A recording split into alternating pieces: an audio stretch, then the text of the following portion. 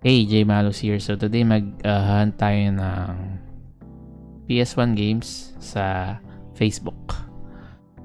So, ang kinokollect ko ngayon is yung Japanese version kasi yun yung maraming available dito sa Philippines and affordable.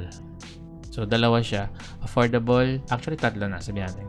Affordable, accessible, and also yung condition niya is maganda. Although, disadvantage is Japanese. Anyway, let's start. Sa post na to, nakita ko na merong a lot of Japanese games, and yung seller is galing sa Pampanga. Meron siyang Final Fantasies, Tekken, Biohazard, Gran Turismo, Tomb Raiders. Ito nasa gitna. Pocket Fighter, Harry Potter, and Crash Bandicoot. Meron din ditong Legend of Legaia, Tales of Eternia, Summon Night, Arc the Lad, Dragon Quest 7, Brave Fencer Musashi, Rage Racer, Dance Dance Revo. So, ang kinuha ko dito sa seller is yung low value games lang, which is Harry Potter, worth 150, Tomb Raider, worth 350, and Tomb Raider 2. Actually, Tomb Raiders to pag Japanese version. So, 350, 400 plus 150 is equal to 900 pesos plus shipping. Unbox natin yan pag na-receive ko yung package. Gusto ko pa sanang kuwarin yung mga ibang games. Kaya lang, common naman siya na makikita ko sa mga because I'm planning to also document or record my videos sa mismong game shop, sa retro convention, so doon ko tatry bumili ng mga games na Final Fantasy, Tekken, and Biohazard, and yung other pa na mura lang, Legend of Legaia, yan mga target ko. Para naman hindi puro online yung videos natin. So yun for that pickup. Next pickup or next purchase ko is tong isa sa mga sabihin kong successful or proud ako sa nahunt ko na game na to. It's a Harvest Moon PAL version. Unfortunately, basag siya yung screen, yung jewel case. Walang manual, may marking, number 1, and then may number 1 din dito. Yung seller wala siyang binigay na price. Okay, so nung nag-PM ako sa kanya, nag-reply siya mga hapon na. Madaling araw ako nag-PM kasi madaling araw niya pinost. Tapos hapon na siya nakapag-reply. Sabi niya tanghali, ganyan. So luckily, isa ako sa mga nauna na mag-offer. Ang offer ko is 1,000 pesos for 2 games. Okay, so one is Harvest Moon and the other one is itong Crisis Pit. Marami pa sanang magandang games, kaya lang hindi ko mag-gauge yung offer. Mahirap din kasi pag masyadong mababa, baka alam mo yun, ma-disappoint yung customer, yung seller, so hindi niya ibenta sa'yo. Pag masyadong mataas naman, baka isipin din na pricey, so isa-search niya muna. So ang in-offer ko is 500 for 2 games. Itong Crisis Bit, hindi ko pa siya nalalaro. Initially, kala ko Fighting Force siya, iba pala siya. So isa rin to sa mga sikat na games, but hindi ko pa siya nalalaro dati.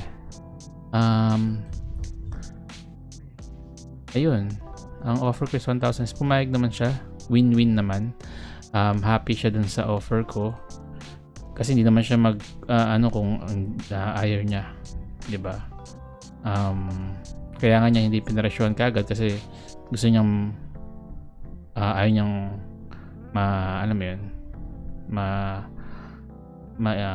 parang malugi or maiba yung price. So fair offer ko is 500 each game, and pumayag naman siya.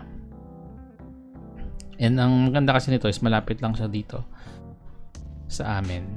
So nilalamove lang, cheap ano lang yung delivery fee.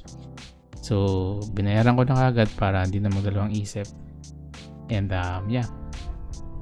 So kung hindi siya pumayag dun sa offer ko, most likely ang i-offer ko is 1,000 for Harvest Moon. And I will not get the Crisis Beat anymore. Luckily pumayag naman siya. And bakit? Kasi Harvest Moon is one of my favorite games.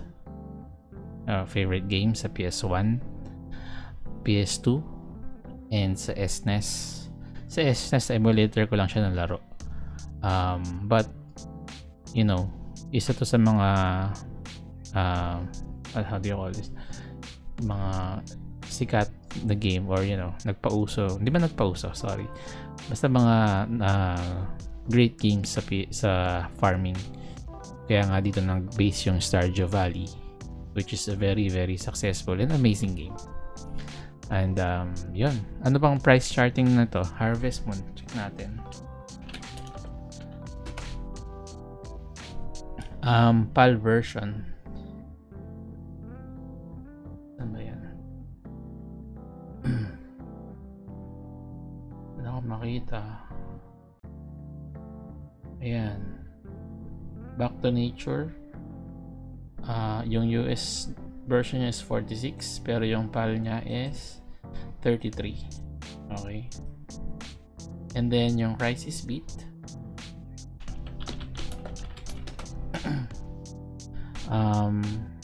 Yung Crisis Beat na hindi white label, it's $33, pero yung white label, which is yung meron ako, is $13. So sakto lang yung offer ko ng 500. And yeah. So I'm very happy naman ako na nakuha ko siya. And then next pickup or game hunt is Retro Haven. Check natin. So for August, isa sa mga na dibs ko is itong Tenchu 2 for 499 pesos. And ayan, Tenchu 2 Japanese version. Ayan, meron siyang manual, and ang disc niya is complete with manual. This has very minimal hairline, so what you see is what you get. Na purchase ko na yan, and ang ETA is September, which is next month. Okay, another purchase from, or another dibs from Retro Haven is Tenchu 1. Okay, Tenchu Shinobi Gaisen 450. Same lang, September 2024 ang expected time of arrival. And complete with manual and insert. This has scratches. Check natin. And hindi siya yung yung black label. Ano siya? PlayStation The Best, which is siya para mga greatest hits sa US version. Anyway, okay na rin yan kaysa wala. Merong manual. Ayan. Another dibs from Retro Haven is may anniversary promo sila, which is on hand. Available na yun pag pumunta ka doon. Parasite Eve 1, 350 pesos lang. Meron siyang manual and may scratches yung mga CD, pero okay lang yan. Ayan. So, dun sa Retro Haven na Facebook page, marami dun. Like nyo lang.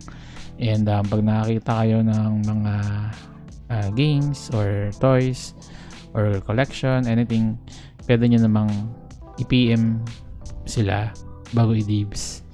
And yan, kagaya nito, August 13, meron silang nag-post siya ng Suikoden 2 for 999. Next month ang arrival. Merong manual, may OBI. Yung OBI is ayan itong nasa gilid. parang spine, and smooth ang disc. So panalo na yan kasi guys, alam naman natin na Suikoden 2 is one of the highly rated JRPG sa PS1, and sobrang pricey niya yung US version. So I think kung mag-own ka ng for your collection, I think panalo na rin to.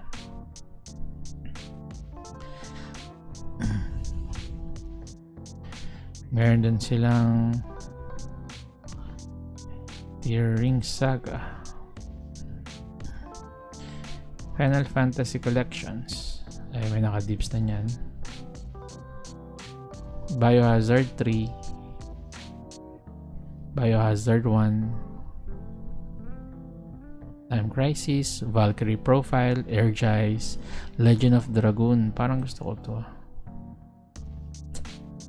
550. Pero walang manual. Pag-isipan ko. Tekken 3, Biohazard 2, Breath of Fire 4, Dino Crisis. Meron na ako nito. Galing sa Shopee. And those. Suikoden 1. Brave Fencer Musashi. Suikoden 1. May nag-mine na ba? Or Dibs? Wala pa. Baka available pa. So, ayun. Xenogears oh. Yun lang guys for PS1 pickups for August. Thank you.